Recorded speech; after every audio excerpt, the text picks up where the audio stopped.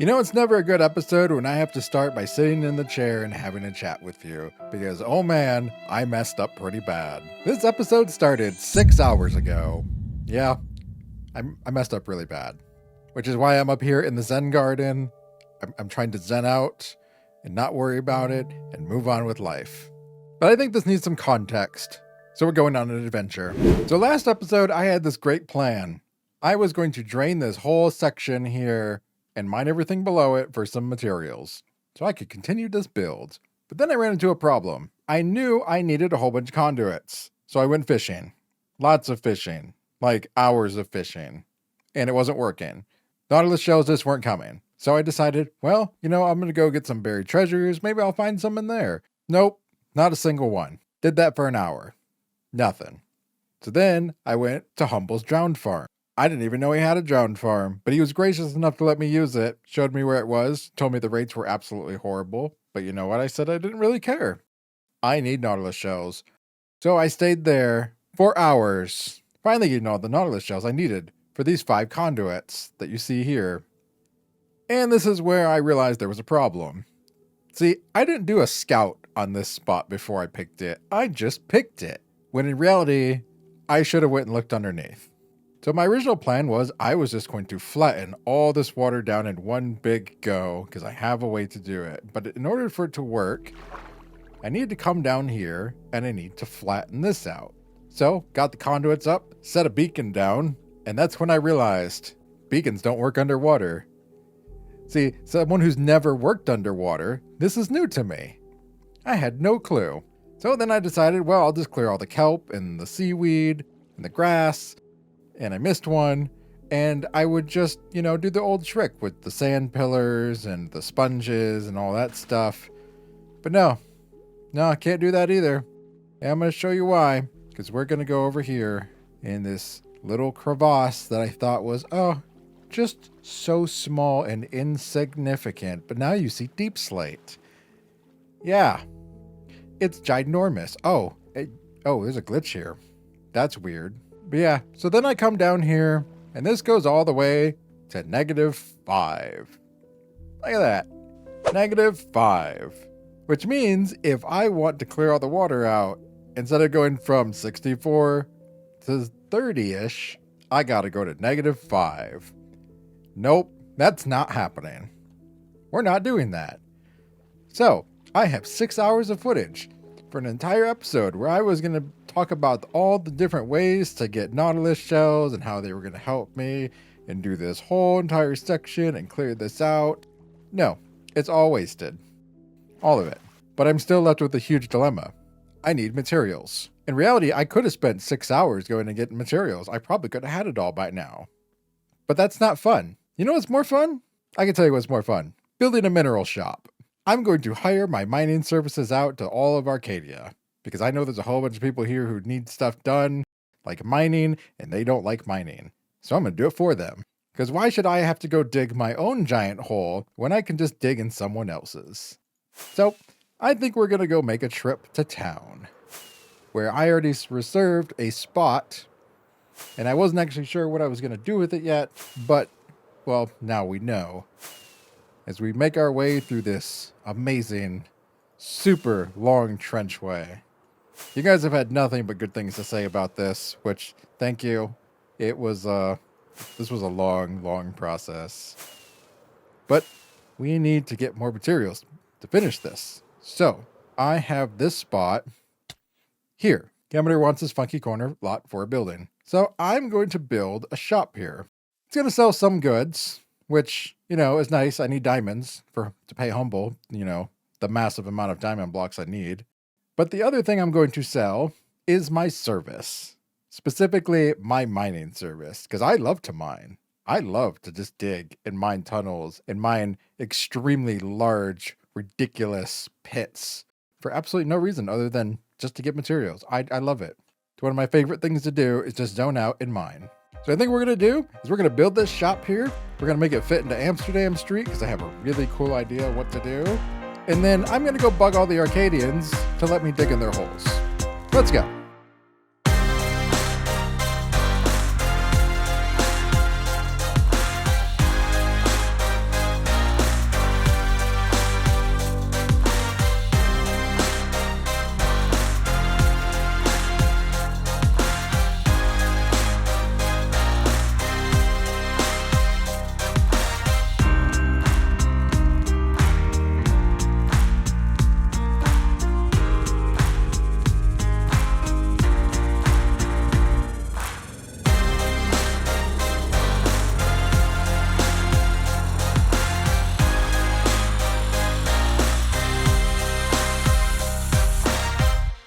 And we're done. It wasn't too hard. Didn't take too long. So this is the Deep Dig Depot. As you can see, I went with the traditional Amsterdam. Oop, I fell in a hole. I went with the traditional Amsterdam design of the building. I found this really cool building. I'm going to post it here. It had this really interesting front texture of like colored tiles above the doors. I kind of just copied the whole building. But, you know, we don't have colored tiles. So what I did was I took a bunch of glazed terracotta and I put the skulk vein over it. And back here from a distance, it kind of works. I like it. So now I'm going to take you guys inside and show you around. As soon as you come in, you can see full of mining supplies. I don't even know where to begin. I guess let's begin here. We got some bread. Everyone wants some bread in the mine. We're selling all the different rail types. We're selling mine carts. Sometime soon, I'm going to make some pickaxes and get them in here. I just haven't had time to do that yet. We got TNT over here. We got all the different traditional light sources for mining. Candles, lanterns, torches. And you probably noticed this. Danger, open pit. And I thought it would just be a nice aesthetic if, you know, we have a mine shop. If there's a mine at the bottom. And even up top, we got some dripping stalactites from the roof. And a couple mushrooms growing around, I see. They're kind of invading. I only planted 2 of you. So we have services upstairs. Also, we can go downstairs, which we'll go look at when we're done. Up here is where we have some of the services. You can see we have a nice wall of all the different ores in the game. So this is the first one.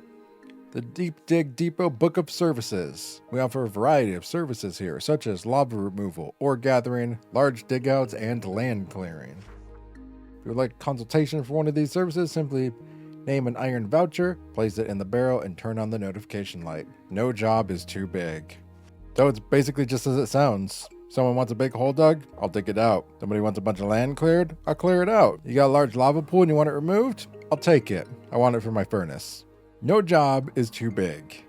And you can see we have some nice dripping lava over here. It's like a nice little free source of lava if someone needs it in town. And over here, this one's kind of interesting. This is something different. This is the Deep Dig Depot Ore and Stone Center.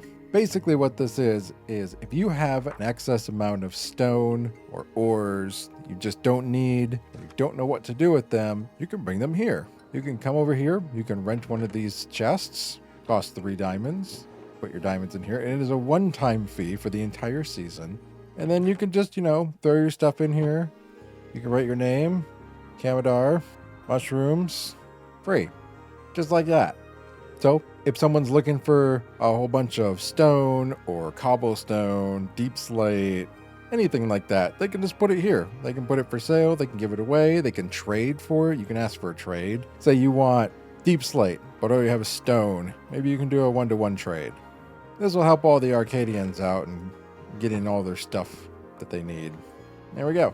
All fixed. And yeah, we don't need those mushrooms. They can go away. So yes, all the way down here is a massive pit. And I could have just, you know, put a glass floor over this. I didn't even really have to dig it. But I thought, you know what? This will be pretty cool. So you can see parts of the caves that are down here. But yes, this goes all the way to the bottom. It is a long ways down. Well, not totally to the bottom because I ran into a giant cave. So I thought I'd give everyone access to it. So here we're at the bottom. And you can see down here, there's a massive cave. And all the ores are still here. There's also a spawner over here. I think it's a zombie spawner. Yep, there it is. Zombies. Nope, skeleton. Skeleton spawner. I was wrong. And yeah, baby zombie. Yep, can't hit it. It's fine. It can stay there. Yeah, so there's this huge cave underneath the shopping district, which has not really been explored. Someone was down here because not all these torches are mine. But now everyone has access to it. And I could take the ladder, but I think I'll take the quick option.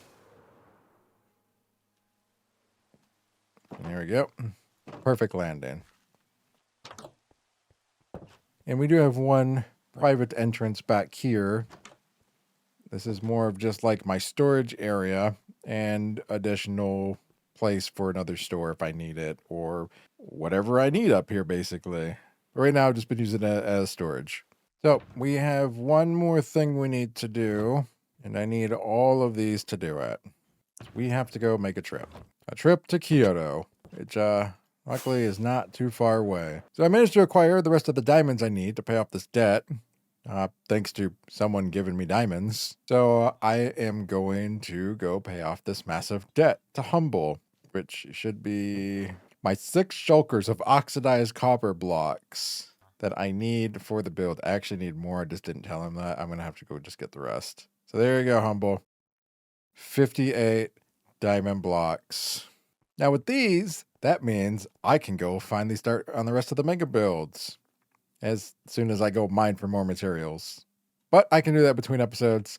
Thank you again for joining me on another amazing episode here on Arcadia SMP, and I'll see you in the next one. Bye-bye.